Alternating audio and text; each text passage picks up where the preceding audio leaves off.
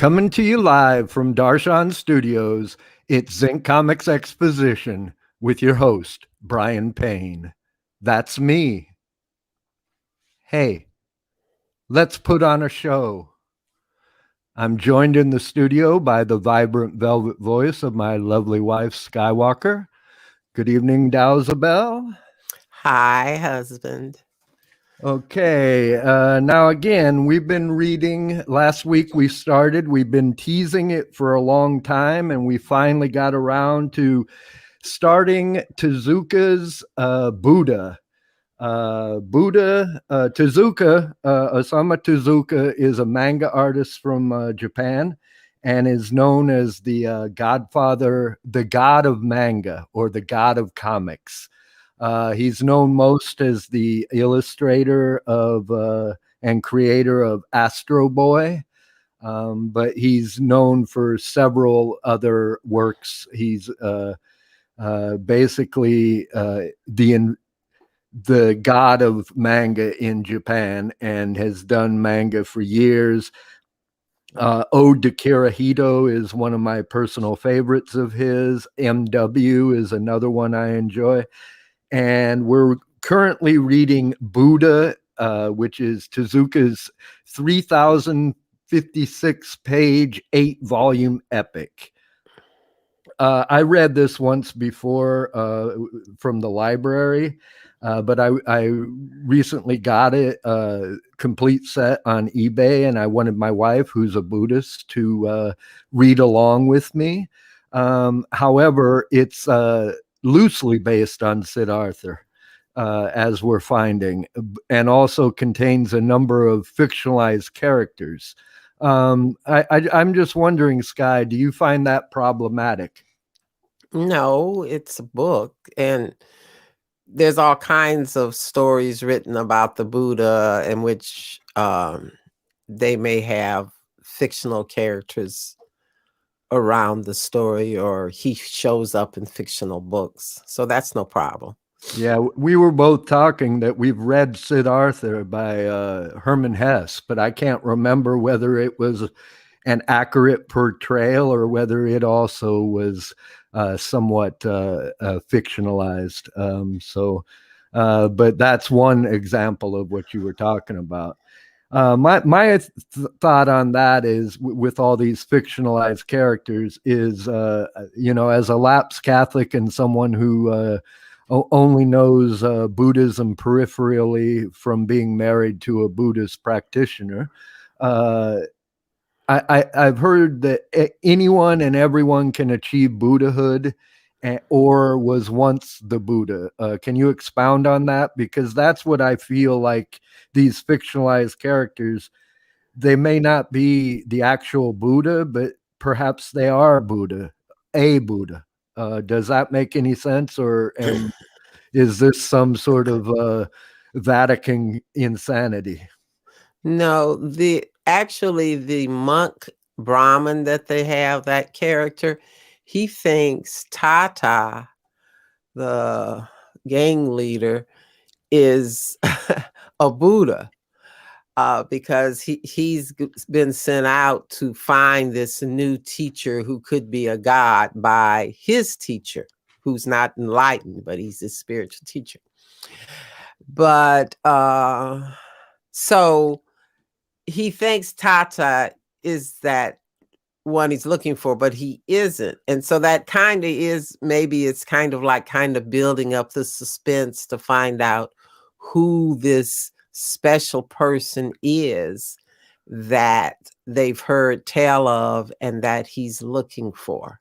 So I think it's an interesting approach. Yeah, it's the character you're talking about is Naradada, and he's foretelling of the coming of a great man or the king of the world. And I would, again, as a lapsed Catholic, I was thinking that it's kind of like John the Baptist out in the wilderness preaching the coming of the Messiah, And the teacher, Naradada, is a disciple or a student of Master R.A.C.E.S. Do you know if R.A.C.E.S is real or unreal? I've never read. I don't know in either way. I'd never heard of him before, so I I don't know. kind of either suspect that it is a real person or sect or something along those lines. That's the one that kind of rings true to me. But again, I can't say that for real. But anyway, I wanted to get back to something we talked about last week. I was talking about the fact that oh, what's the other character's name? Not Tata, Chopra. Chopra. Uh-huh. That he had thrown rocks and hit all the Tata's gang who were peeing on him. He threw rocks and hit them all in their cocks, and they were impressed by his marksmanship and made him part of the gang. And you didn't see that. Am I right? Right. I thought he was magic. He did. But then I saw clearly when he threw the rock in this guy's eye today in the Okay. story. That's why I wanted to make sure that you, because the rock throwing is a reoccurring theme. And yeah. Yeah. And, I guess it's a man thing. A man recognizes a rock in the cock. A woman might miss that. But anyway, the story in this one where we last episode, we left off with Tata telling Chopra that he would help him rescue his mother, who had been captured and was going to be sold into slavery. Tata does this by possessing an animal, a tiger, and they rescue Chopra's mother. But while they're doing this, Tata's mother and sister are murdered when an army of Kosala. Now, I don't know if that's a real country or whether. Yeah, that's a real place. That's a real place. Okay. In India. Mm-hmm. This is all in India. Okay. Right. And they burned down his village and slayed his entire village and his mother and sister. And then there somehow they get captured. And I believe it's the monk and Tata who are almost being crucified. Is that the way you remember it? It was really well. The pictures there kind of confused me because it looked like they were strung up, and then you saw a panel of people who were strung up getting shot, but it wasn't them. And he was almost getting ready to shoot Tata, and he got away. But that was kind of confusing to me. I think it was kind of like the crucifixion on the Mount, that there were other people and they just got it before. Yeah, Tata. maybe. That's yeah, what I they think. Said they were going to do everybody, kill everybody. But then Chopra saves Tata by predicting that locusts were going to come, which is quite fortunate. And but there's quite a few pages of a dramatic swarm of locusts taking over. And during that, under the cover of the locust swarm, Chopra cuts down Tata and saves him.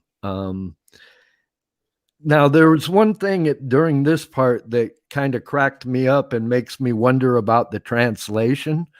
Tata calls Chopra bro, and a few other kind of euphemisms that make me wonder what exactly was said in the original Japanese version, because I have a hard time believing that they were calling each other bro.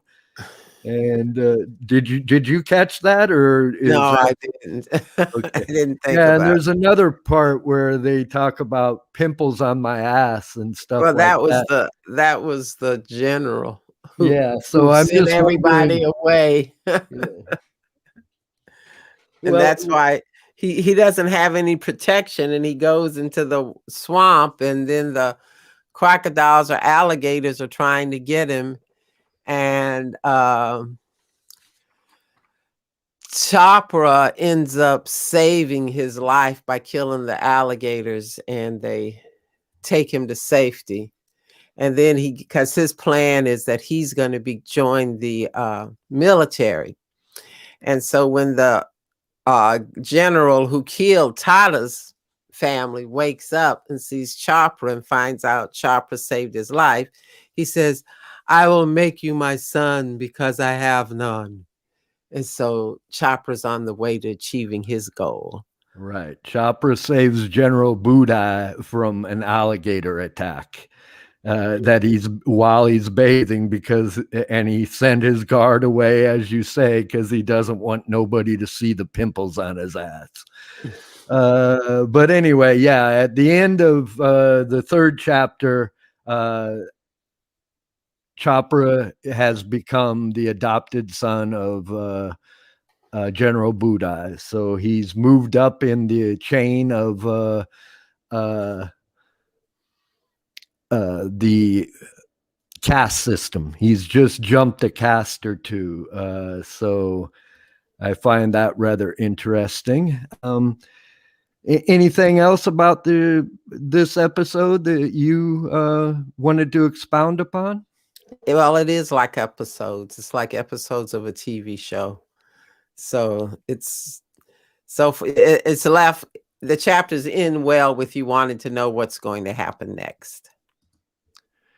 Yeah, we were only going to read one, but at the end of the chapter, we ended up with they were strung up to be crucified. So that was just too much of a cliffhanger. So we had to read 2 chapters this week.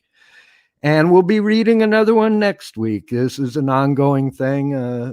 There's 8 volumes of this, and we've just started. So we hope that you'll keep coming back for more. And for now, I would like to check this out, everybody. Wood Zeppelin, I think, therefore I am.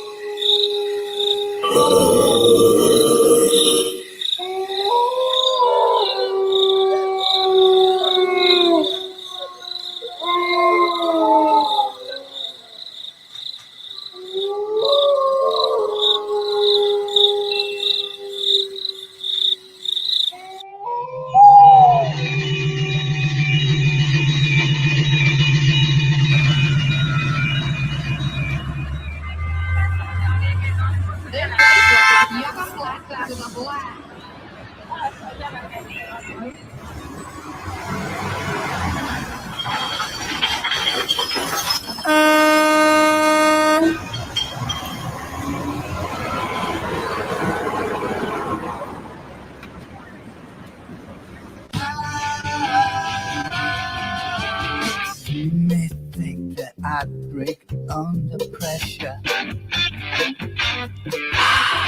I can deal with all different types of weather.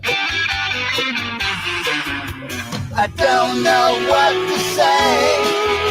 I never thought I'd feel this way. I'm not kidding you. I got my clue. I think that I am a wood man, saving up that turn my best I can. That's my plan. When I look at you, and when you look at me,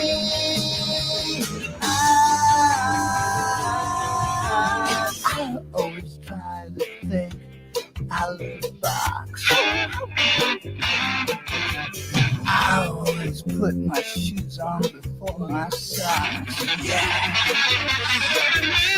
And when I go back to work, I always seem to get there first. I'm always first. I'm on the clock, the clock, the clock, the clock, the clock. I think therefore I am a wooden man, saving up debt to turn my the best I can. That's my plan. When I look at you, and when you look at me,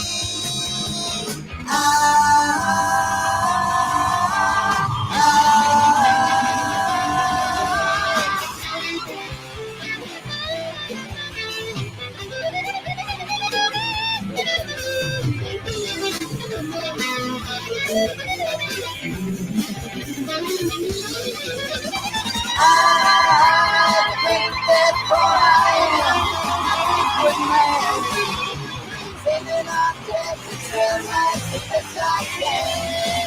That's my plan. When I look at you, and when you look at me, I think therefore I am a good man. I think therefore I am. I think therefore I am. I think therefore I am. I think therefore I am.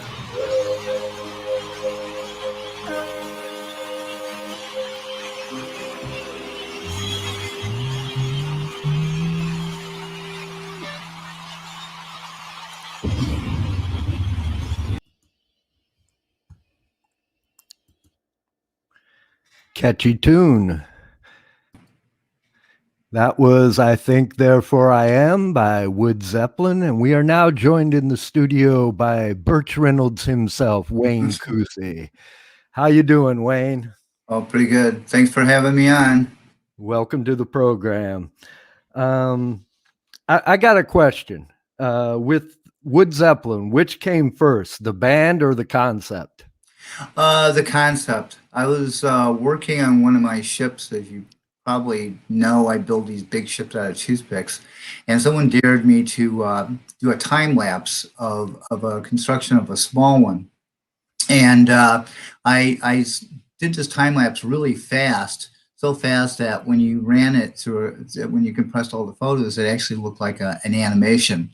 So I thought, well, let's build a band out of toothpicks and see what happens. So I started building little characters. It was like an incremental process. I was experimenting, and then I got to a point where I was very confident that maybe I could do a music video. So the concept came first, and then when I assembled the band, they came later.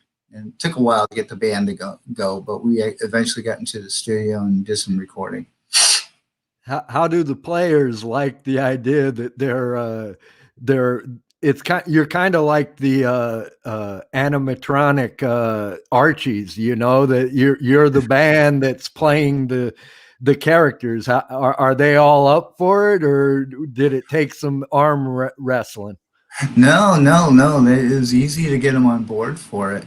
And it's just like you said, it's like the Archies. You know, I kind of, I market it as a band that has a human band backing it up. You know, it's like the Archies. I actually modeled it partly after the Archies and Scooby-Doo.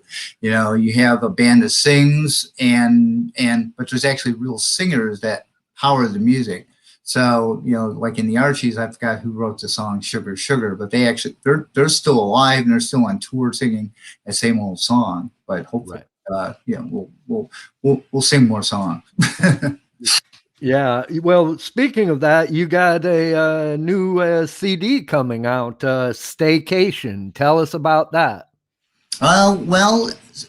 Basically, we've been trying to put a CD out for quite a while, but this pandemic really knocked me out financially. So finally I decided I'm going to put a limited edition out in which I'm building the cases out of toothpicks. So what I'm trying to do is just like sell them and hopefully generate enough money to complete the album, add 3 more songs to it, and then boom, have a Staycation album. But we do have a song called Staycation. It's just not on the CD, but eventually we're going to put that on there when we complete it. Well, that's cool. That's very cool. I always had a soft spot in my head for the Archies and bubblegum music and all those Mhm. cartoon bands, um, the Banana Splits. And Mhm. like you say, there were always some powerful players behind those songs that people didn't appreciate. And, you know, Mhm. I like that music in a totally non-ironic way too. Um, Okay, now you briefly mentioned that you build ships Right. out of toothpicks. Mhm. Here we show one, which is a gigantic motherfucker. Um, can you see that picture? Which one is this, and just how big is that? And where is this photo from? I stole it from your Facebook page. Okay. Well, that is a model of the Queen Mary. It's 25 feet long, 814,000 toothpicks. It's made from a frame, so I built a toothpick frame and then I cladded it with toothpicks. So it's actually hollow inside. That's built in 6 sections. The lower sections, the blacks and red sections are 3 pieces, and the white sections are three more pieces. The masts and the smokestacks, they detach from the ship for moving purposes. that was taken. That picture was taken at the Algonquin Village Hall. So it was on display in Algonquin, Illinois for about a year. And then it went south to Springfield, Illinois, where it's now at the American Model Ship Museum. Excuse me. That's fine. That's fine. How many ships have you built total? Do you recall off the top of your head? Well, right now I'm working on my 10th one. I'm polishing it off for a kid out in Philadelphia. This is a small model of the SS United States, about 3 feet long, but nonetheless, it's so detailed. It took me about 6 months total in time to put it together. So there's about 10 in existence, and I got 3 more that I want to build. So I'm gonna, keep me busy for a while. How long did that Queen Mary take you? Well, that one, because it went on tour, believe it or not on tour, but it went on an exhibit a couple of times. And so it took a total of 8 years. And the reason why it took so long is because there were times when it would just go somewhere for about a year, and I wasn't able to put any work into it. So it was out in North Carolina for a year. It was on display at Navy Pier in Chicago for a couple of months, and also, I just took some time off. I got sick and tired of like looking at it and the smell of glue, so I had to break away from it. But it took about 8 years. Well, that leads me to the question is what led you to the idea that, I'm going to take these toothpicks, glue them together, and build me a ship? Did you start off small with like some little stick figures or something and gradually build up? Or was this something you did as a kid? How did you get into shipbuilding? Both. It's something I started doing as a kid for a fifth grade art project. The entire project focused on building household utensils or building art from household utensils. So we worked with popsicle sticks, oatmeal, dried macaroni, and then we got to work with toothpicks. And so we made little teepees. And I thought it was really cool. There was something about the toothpick part that stayed with me. So as I had said in a previous Facebook post pretty adequately, that little 45-minute session in class that was dedicated to toothpicks actually lasted me my whole lifetime, just building these little models. And just like you said, I started out small, and the ships just kept on getting bigger. Well, it's a remarkable achievement. Whenever I Thank you. mention this to people, they're just like gobsmacked, it's like, and I think it's quite artistic what you're doing there, brother. Oh, thank And you. now a lot of this show is just me having an excuse to get together with Facebook friends and talk and finally meet them. But you have the rare distinction, Wayne, of being someone I've actually met in real life. I don't That's know right. if you recall our meeting, but you published Free Fest, which was a free paper Yeah. in Chicago. That's And right. you put out a call for cartoonists. Mm-hmm. And I called you up, and we met at a coffee house or something, and I didn't even drink coffee at that time, so that was like an exotic thing in itself. Mm-hmm. And I brought in my work, I think, in like a garbage bag or something as a portfolio, and presented it to you, and you were kind enough to publish my first two comics, Zinc Alloy, and another comic called Comic Sense. Mm-hmm. Do you recall, this would have been 1991, so 30 years ago now? Well, maybe we met at Wicker Park. I met so many people back then. I probably remember it. If it was a coffee house, there was either two of them. There was like the No Exit in Rogers Park, or there was one on Milwaukee Avenue right near that intersection at Damon. There was a coffee house there, and Urbis Orbis. There was another one there, but no, I don't think that existed then. I think that one in Damon might have been there. I don't know. Like I said, I many people, but I do remember publishing it. In fact, I still got the copies of the publications that you're published in. I saved them all, copies of them all. That's great. Can you just tell people what was Free Fest? Originally, it was a music festival. Did you have anything to do with the music festival as well? Oh yeah, yeah. So originally it started out as a music event, and we had the Smashing Pumpkins play it. We had Wesley Willis Fiasco. I don't know if everybody remembers that, but I'm sure everybody remembers the Smashing Pumpkins. And they played in 1990. We did a program guide for that event, and we generated a lot of income from the program guide that helped us pay for the stage and the PA system and all that. And we thought, well, let's see if we publish this thing quarterly. So we did it quarterly. So the next publication that came out was like in the fall of 91. And then that might have been yours. And then we did another one in December of 91. And then we did it in 92. It was quarterly for a while. And then in 93, I think we went monthly. And then after that, we started, there's so many rags out there, number one, so many magazines, we were doing pretty good. And then when these other magazines came along, they pretty much some of them copied exactly what we were doing. And it was just hard to maintain advertising and everything. But, we were able to, we were kind of like a very homegrown version of the Reader. The Reader, which is now the size of the Free Fest publication, because they lost their advertising. But the Reader was a big magazine, or was a big newspaper back then. Every time the Reader came out, it was big and fast, as big as like a phone directory practically. And they had sections in there like for eating, dining, and music sections. So we did that too, but we did it in a way where it was more, you knew the musicians more. And plus we had a music festival to tie everything into it. So we basically took this publication and it was always promoting the Free Fest, and we had like little fundraisers for the Free Fest based on the publication.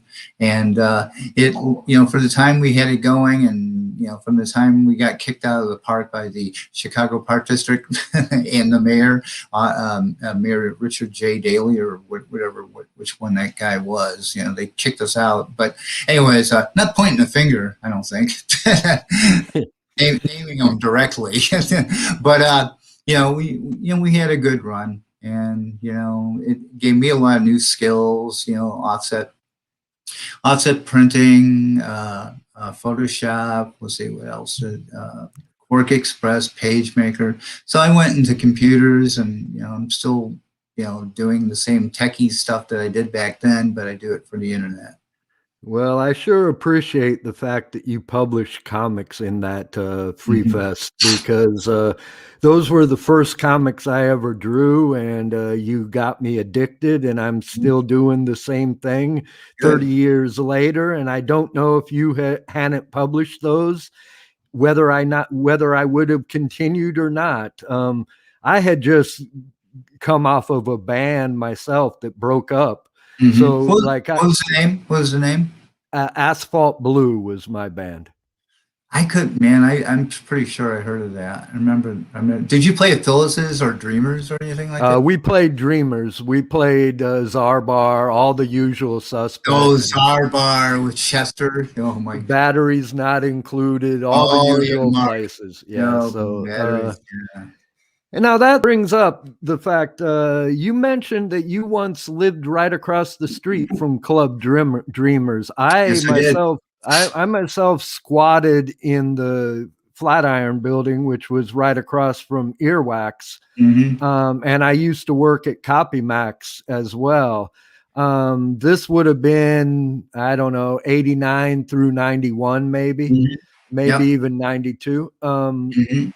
Now, were you living? There was a Mexican restaurant right across from Club Dreamers. Were you right above that? Is what Yeah, became it was in Temple of Dale?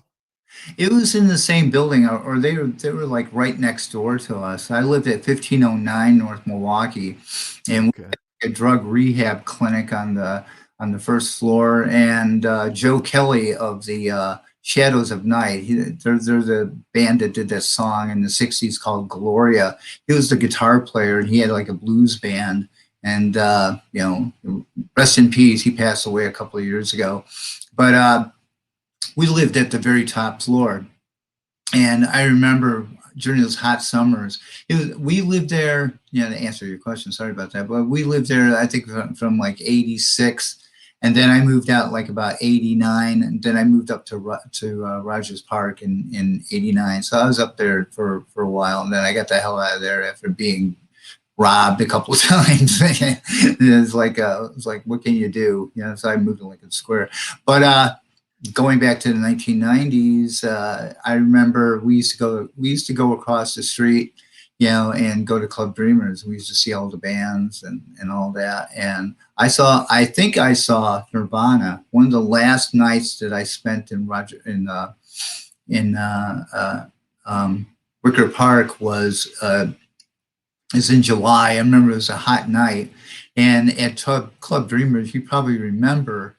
I think it was 1989. It had to be 1989 or 88. But I also remember that it was like really hot upstairs, and you go upstairs and you play, go up there, and the acoustics were terrible, but they also had matinee shows. They had on Sundays they would have bands from out of state, and all the kids would come out, the under 21ers would come out, and they would just pack the place. And then after like 8 o'clock, they were gone. I mean, they vanished off the face of the earth. So my last night there, I hired some friends of mine help me move, and we picked up the last things I had in Wicker Park, and I was just ready to make my final journey up north. And I thought, let's go for a few beers. So we stayed there a little longer than I had planned. And before we knew it, we were a little overserved, I guess you could say. So the last band was playing upstairs, and we decided, hey, let's go upstairs. And we were pretty drunk at the time, so we go upstairs, stagger upstairs, and see the band. And lo and behold, it was Nirvana. And at least I think it was Nirvana anyway. It was a 4-piece band. There was a blonde-haired guitar player who played lefty, and it was a dead ringer for Kurt Cobain. But it's kind of interesting because during the matinee show, the under 21 show, they had like 400 people in that packed in that room there, and there was only like 6 people there. That includes the sound people, and they had some expensive equipment there too. They're sponsored by Sub Pop. And so anyways, to make a long story short here, or shorter I should say, we got up there, we caught the last 2 or 3 songs of their set, and at the very last song, the crescendo, when the last note, the singer just fell backward into the drum kit, and kind of like a Keith Moon, where the kit would decimate and roll all over the place and everything like that.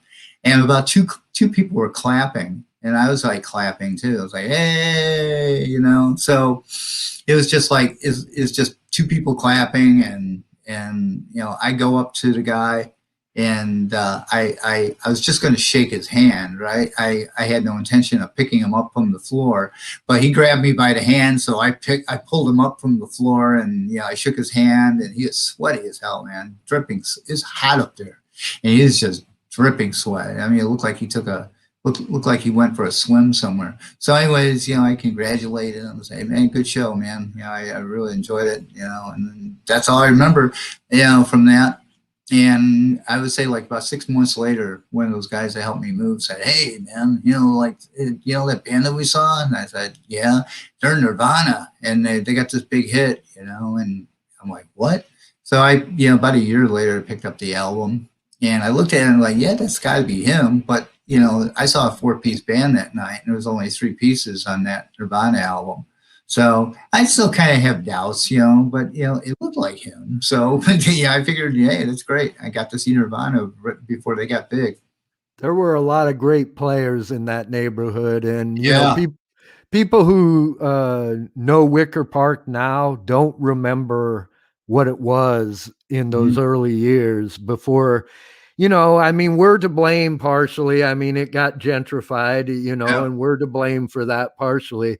But in those years before it became what it is now, it was really a great place to live, It cheap, was. fun, and a lot going on, Yeah. So, Always loft parties going on the weekends. I just remember going from one loft party to the other, like big kegs of beer there. The cops, they didn't give a damn because they were they're chasing gangbangers all night long, and it's like you said, it was a lot of fun. Phyllis's Musical Inn, and I forgot what else was over there. Uh, um, lots of places. I went to the gallery. I discovered this place called the Gallery at 2020 North Oakley. That's in the commercial that was on that video there. That's the only vestige. That's the only real vestige of that old scene, the Bucktown Wicker Park scene, that actually still intact. And there's actually bands that go in there, and they will remind you of what it was like, because they have that same energy, the same. I got a new idea here, and I'm gonna play it. I don't care if you like it or not. If you don't, I'll hit you with my guitar. That same attitude. But you're so right. It was a lot of fun, lots of energy there, and I kind of miss it. I don't miss the heat. I don't miss getting backed up on rent, but I miss everything else. Yeah, I couldn't afford to live there now, but it was a Yeah. fun time while it lasted. And I'm Mhm. glad that you and I, 30 years later, are still doing our creative Mhm. ventures on our own and still in contact. Yeah. Okay, we're winding up the show here. Is there anything I didn't ask you that I should have? Is there anything you want to tell us that now's the time? Go ahead and let us know what's going on in the world of Wayne. Oh, sure. Well, I'm doing this thing, Wood Zeppelin. You can look it up on Facebook, and there's also a website, woodzeppelin.com. I was just going to add, I used to do comics myself, actually. I came out with a comic book called The Adventures of Heavy Mental. And it was a wild, crazy comic book, but I had a band back then called Heavy Mental, and it stayed together until just recently, when one of our singers passed away because of alcohol abuse and everything. So I kind of like, I don't want to hear that name Heavy Mental again. But we did a comic book way back in the day, back in the late '80s, and when I saw your thing, I thought, man, this looks exactly like some of the stuff I used to do, So thanks to you too. I think you got our comic section started. We had this other guy that was a regular. He always used to put these comics in. They looked like something like out of the Beatles' Yellow Submarine. But it was fun. That's what he dug. So we were happy to publish it. Yeah, I liked being So, too. part of a comics page. Mhm. That's always been my dream. I like newspaper comics more than comic books. I think there's something about a comic strip that's pure, Mhm. but that's me. Mhm. Anyway, Wayne, it's been a pleasure having you on the show. I really appreciate it. Skywalker, you got anything to add to this conversation at this time? Did you fall asleep Yeah, it on was us? really great meeting you. No, it was listening to Wayne. It was really interesting hearing about your work and the history you two share. Yeah. And nice to meet you. You too. You too. Nice to meet you guys. Let's do this again. This is a lot of fun. We will do this again. Stick around, okay? I certainly will. Okay, don't go away. And everybody, I appreciate you joining us tonight. Until next time, all my favorite people, you got to think zinc.